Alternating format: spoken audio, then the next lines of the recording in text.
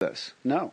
You didn't like doing comedy enough. You didn't even like. I mean, I didn't have a relationship with this child. The day I found out she wasn't mine, she was didn't so you like young. watching TV? Like, and that sounds like I'm making a joke. But the people I know that have tried to kill themselves and either backed out and are a miracle to be alive or failed as they were tapping out, they were like, weird shit crossed your mind. Like, fucking television. What am I doing? Yeah, I love TV. Yeah. Oh, yeah. Well, I'm sure that's why I didn't do it correctly. I was you drunk. mean subconsciously? I was drunk out of my mind. Did you leave a note? No. At the MGM Grand, did you have the Do Not Disturb on your door? Yes, of course. So you would have just hung there like fucking meat. Yeah.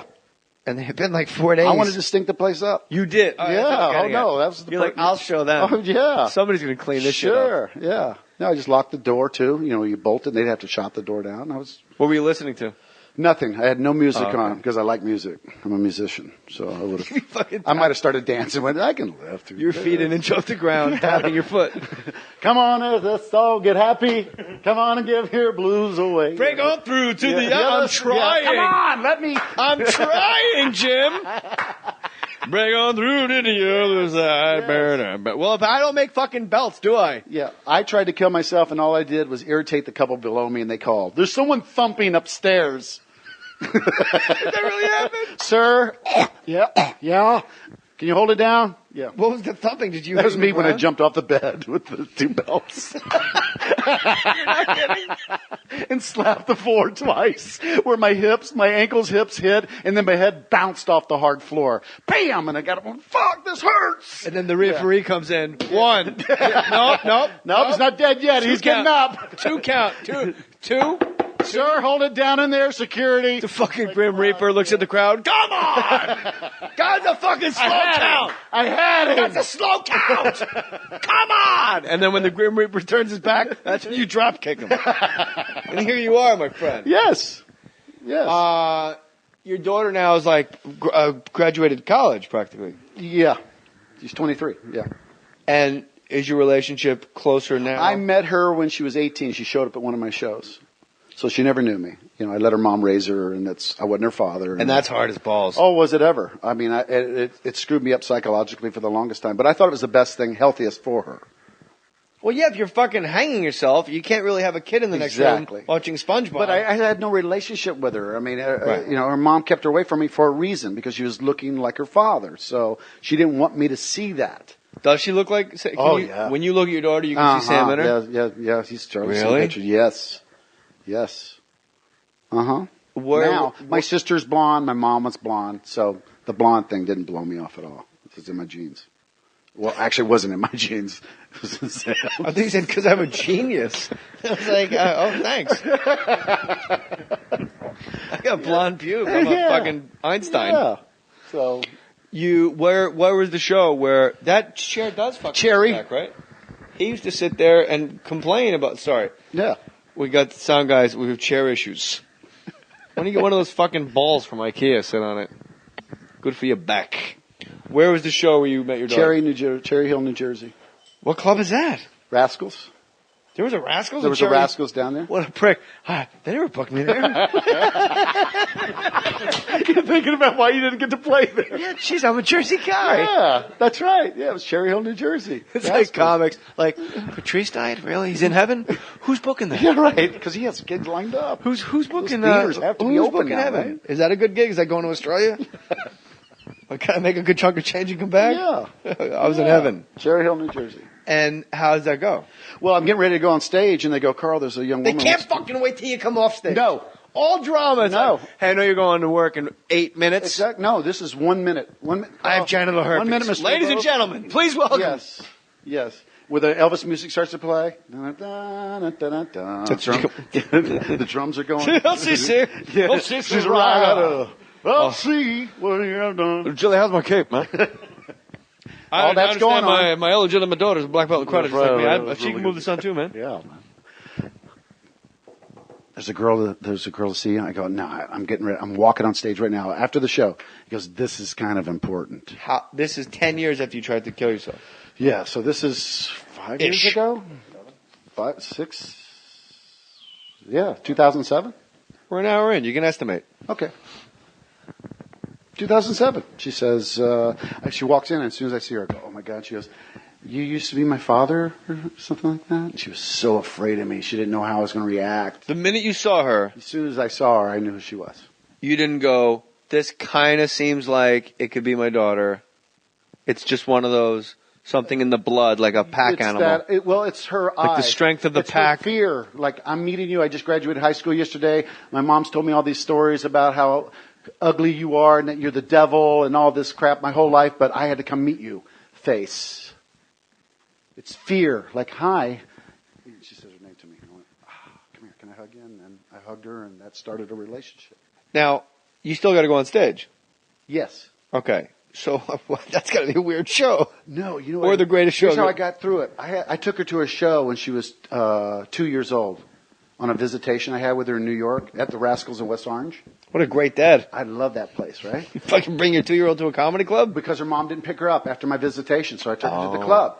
So I dropped her off with a waitress in the back. I did my first opening thing that went on about 3 minutes. I got done. Crowd laughed. I let the die laugh. And all of a sudden you hear this little giggle in the back.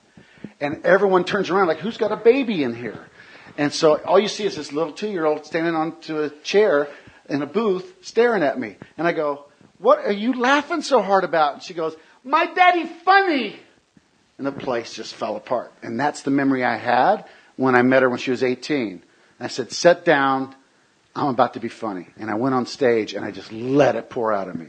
I just let it come. What I was in there, I just flew with it. And I just took that crowd for a ride and her. So when I got done, I had to sign autographs. People were coming by. And I pulled her over to the side of me and I let her feel all that and go through that process with me. And I go, now that's what I do for a living. But I know why you did it too. Well, yeah, I sold more CDs. I got to move the merch, JJ. Yeah, come on. Don't stand in front of the merch. You're cock blocking. Move over just a little bit. She was told that you were a monster so long. When she stands next to you, she can see 300 people in a line say how not a monster you are. Yeah. She's meeting the real me in my moment. So that's the only place my freedoms are at is in stand-up. Yeah.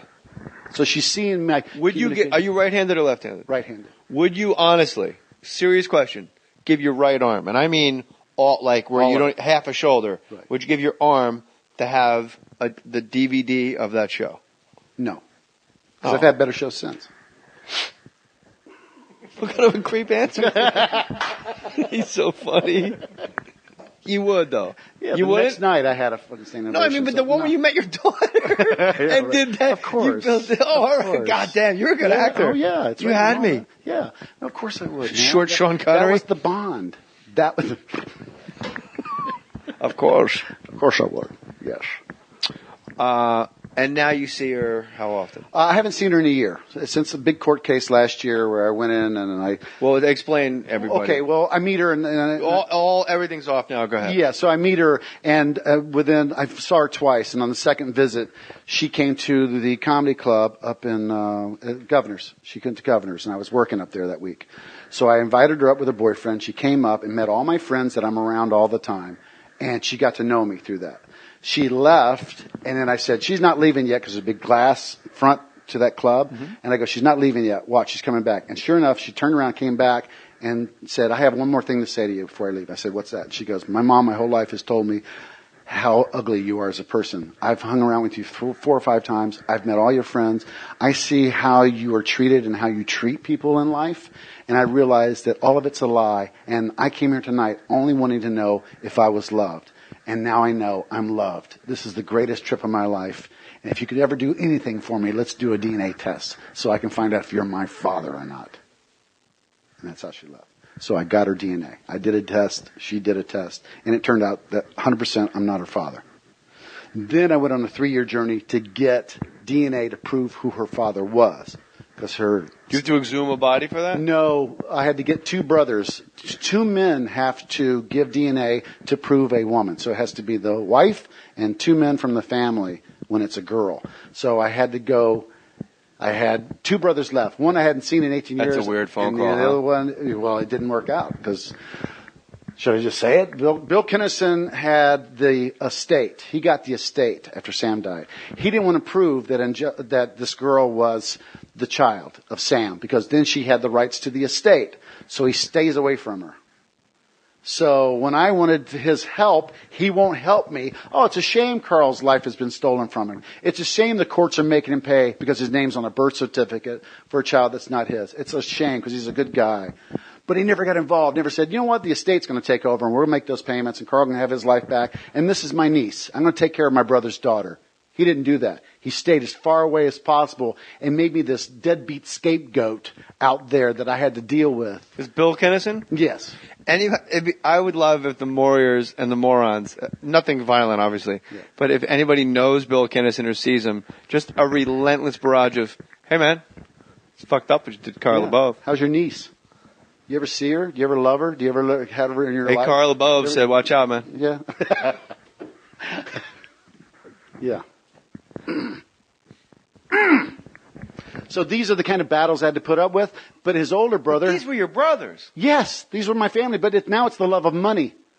Now it's, I handle Sam. Like Master P said, there they go, there they go. So he's protecting the estate because he doesn't want to give it up. Right. So now, coming full circle, he's now living like the preacher that Sam wanted to rob. Exactly. Nice. You put it all in... That's what we do, and it's a good one. I love it. I love it.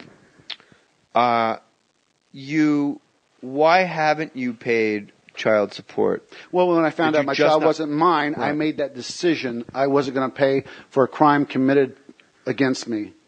A crime of humanity, not a legal crime. Yeah, the crime was committed in my bedroom, and the state was forcing me to pay for... A commandment was broken in your bedroom. Yeah, thank you. A real crime. An Exodus crime. Yeah.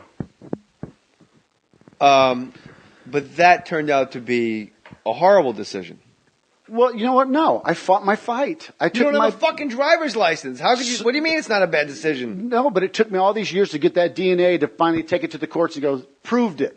I'm not the father. And this is what I've been fine. And they went, sorry, too late. And they put the gavel down on me. So that was last year. But you know, the ruling, the law is... If your name's on the birth certificate after a 2-year period of time, sorry, you got to pay. That because you raised that child, even though you only saw her once a year, according to the court, it's financially you're responsible. Correct. Yeah. So now I've made which is hold on real quick. Yeah. Which is and I'm all Carl LaBove. You get what I'm saying. I'm on your side on this. Yes. But the law is a good law. In your situation, it went sideways. Yes. But if you've raised the kid for 8 years that calls you dad, not you. Yes, the right. Yes, you, man. Exactly. Yeah. And they find out it's not yours, and you just fucking tap out of the kid's life. That law is set up. I get that. So that child is not just a fucking foster child because you want to go fuck strippers. Right. But this was a decision made between two ex-married people. I'm not going to pay child support anymore. Yes, I agree. You shouldn't have to. A couple of years later, she obviously needs some kind of state help, and then they went and looked my name up on the birth certificate. They gave her the monies she needed at the time. I didn't talk to her, so I had no idea she was going through a hard time. But my name was on the birth certificate. That's how I got this arrearage thrown at me for $45,000 in 1 month, and if you don't pay it, you're going to lose your driver's license and your passport.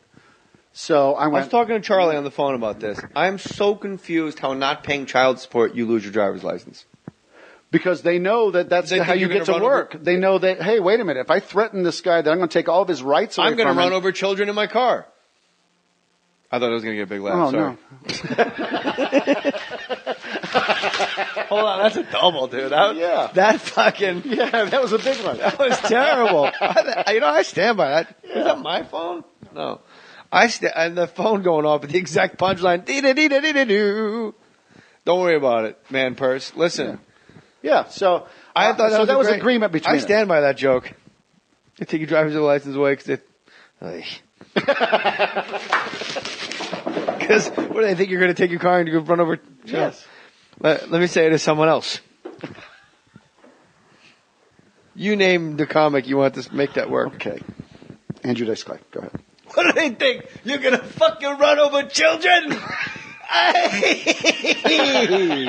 Like fucking little speed bumps with lunch boxes. Mini hooers. Oh, I can't have a kid. Nobody's having a kid. Hey, crossing God. That's a nice vest with your fucking side tit.